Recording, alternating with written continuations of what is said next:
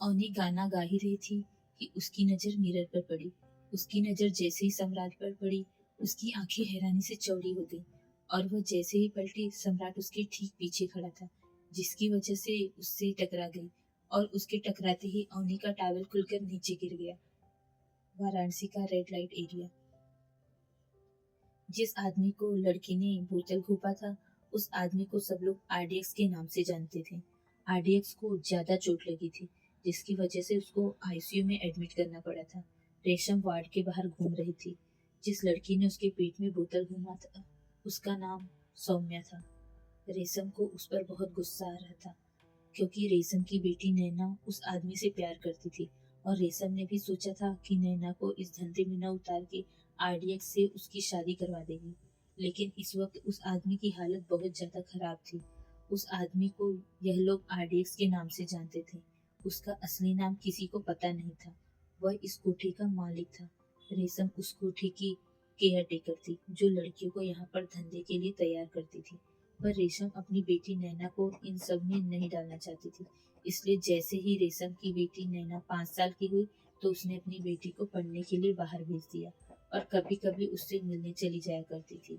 साथ में कभी कभार आरडीएक्स भी जाता था। अब उसकी बेटी लगभग 22 साल की हो चुकी थी और उसकी पढ़ाई भी कंप्लीट होने वाली थी। पर रेशम को डर था कि कहीं उसकी बेटी को उसकी असलियत ना पता चल जाए, इसलिए वह आरडीएक्स से उसकी शादी करवाना चाहती थी। पर आरडीएक्स अच्छा आदमी नहीं था, यह बात वो बहुत अच्छी तरह से जानती थी। पर उसकी मजबूरी थी, क्योंकि उसकी वजह से उसकी बेटी से कोई और शादी नहीं करेगा। यह सोचते हुए उसे सौम्या पर गुस्सा आ रहा था और रेशम ने फिर अपने आप से कहा, आखिर उसे यही सब करना था तो कोठे पर इतनी सारी लड़कियां थी, क्या जरूरत थी मेंटल हॉस्पिटल से एक पागल को उठा कर लाने की। माना कि वो बहुत खूबसूरत है, पर यहाँ लड़कियों की कमी तो नहीं थी। इतना कहकर वह गुस्से में अपने दोनों हाथ एक दूसरे के हाथ में बांधकर यहाँ वहाँ घूमने लगी।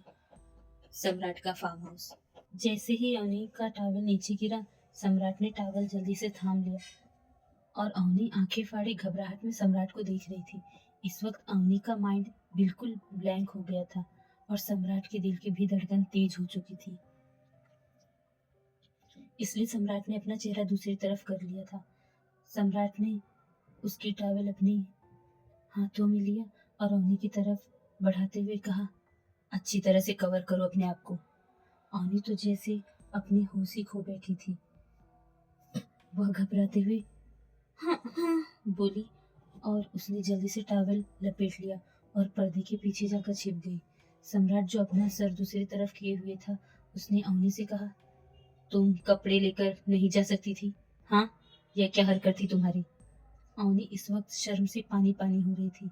उसने थोड़ा घबराते हुए कहा, वो मेरे कपड़े मेरे पास नहीं थे और मुझे लगा आप रूम में नहीं हो, आप मुझे कहीं दिखाई नहीं दे रहे थे, इसलिए मैं वॉशरूम से बाहर आ गई।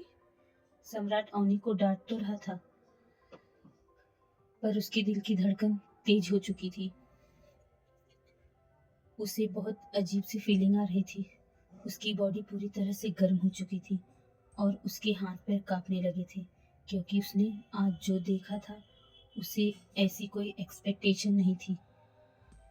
वह अपने इमोशंस को कंट्रोल करते हुए अपना सलाइवा गटका और वह जल्दी से क्लोजेट में गया और एक ड्रेस निकाल कर लाया और अवनी की तरफ देते हुए बोला, लो जल्दी पहनो, मैं रूम से बाहर जा रहा हूँ, डोर अंदर से अच्छी तरह से क्लोज कर लेना, समझी? अवनी ने हाँ में सर हिलाया और सम्राट से कहा, वेट पर कपड़े रख दीजिए प्लीज। सम्राट चुपचाप कपड़े बेड पर रखा और उसी तरफ चेहरा किए हुए बाहर निकल गया। अवनी सम्राट को जाते हुए देख रही थी। इस वक्त उसके दिल की धड़कन तेज थी। उसे सम्राट से डर लग रहा था कि कहीं सम्राट उसके साथ कुछ गलत ना कर दे। आखिर उसने उसे थप्पड़ जो मारा था, पर सम्राट ने जब कुछ नहीं किया और बाहर चला गया, तो वह अपने मन में सोचते बोली, ओ गॉड, ये क्या हो गया मुझसे? इसने तो मेरा सब कुछ देख लिया, अब क्या मुँह दिखाऊंगी मैं दुनिया को? इतना सोचते हुए वो पर्दे से बाहर निकली और जल्दी से दरवाजा बंद कर ली। जैसे ही दरवाज़ा बंद हुआ, सम्राट दूर की तरफ देखकर एक शैतानी स्माइल के साथ वहाँ से चला गया। सम्राट दूसरे कमरे में आया और जल्दी से वॉशरूम में जाकर अपने पूरे कपड़े निकाल दिए और शावर के ठंडे पानी को चालू कर दिया। ठंडे पानी का शावर भी उसके शरीर में लगी आग को बुझा नहीं पा रहा था। वह घंटों वैसे ही शावर के नीचे खड़ा रहा और ठंडे पानी से भीगता रहा।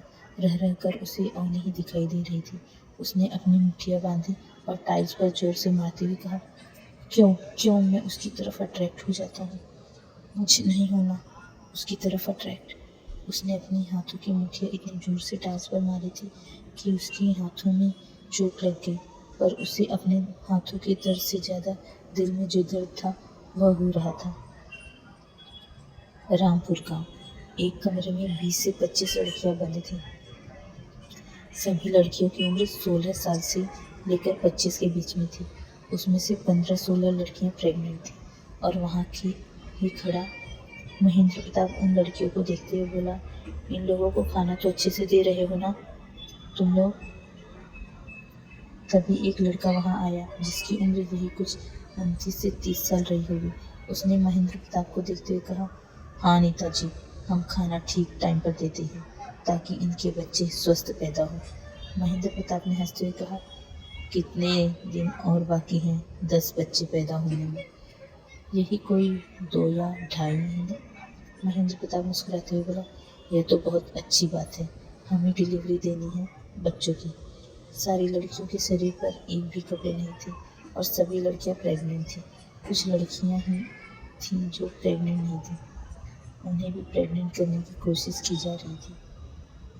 सभी को बंद करके रखा गया था। महेंद्र प्रताप एक नज़र सारी लड़कियों पर डाला और बोला, बाकी लड़कियों का क्या हाल है? नेताजी, कोशिश जारी है। आजकल में प्रेग्नेंट हो जाएंगी और जिन लड़कियों की कोई परेशानी है, बच्चे नहीं पैदा कर पा रहे हैं, उन्हें रेशम की कोठी पर भेज दो। उस आदमी ने हाँ में सिर हिलाया। महेंद्र प्रताप अभी खड़ा होकर बात ही कर रहा था कि उसके फ़ोन की रिंग बजी। उसने अपने फ़ोन पर फ्लैश हो रहे नंबर को देखा और मुस्कुराते हुए उठा लिया और बोला, बोल रेशम, कितनी लड़कियाँ चाहिए तुम्हें? तभी रेशम ने कुछ ऐसा कहा जिसे सुनते ही महेंद्र प्रताप के हाथों में मोबाइल पर पकड़ कस गई और वो जल्दी से अपना फ़ोन काटा और जीप की तरफ बढ़ गया। क्या होने वाला है आगे? ऐसा क्या कहा रेशम ने कि महेंद्र प्रताप वहाँ से निकल गया? क्या होगा अवनी और सम्राट का आगे? जानने के लिए सुनते रहिए मेरी स्टोरी कातिलाना इश्क तेरा, सिर्फ शोना स्टोरी राइटर पे। थैंक यू वेरी मच मेरे चैनल को सब्सक्राइब करने के लिए, और जो लोग नए हैं प्लीज़ सब्सक्राइब कर दीजिए, लाइक कीजिए, कमेंट्स कीजिए। Thank you very much.